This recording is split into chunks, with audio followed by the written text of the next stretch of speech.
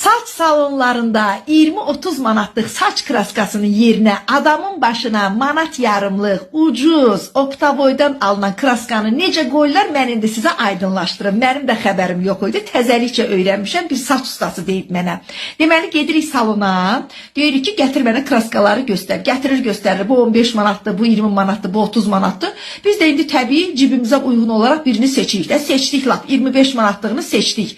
Deyirik ki, qoy bu kraskanı mənim başıma. Deməli, həmən anda neynirlər bunlar? Bəziləri fırıldaqçılar. Bahalı kraskanın yerinə ucuz kraskanı necə adamın başına sürtürlər?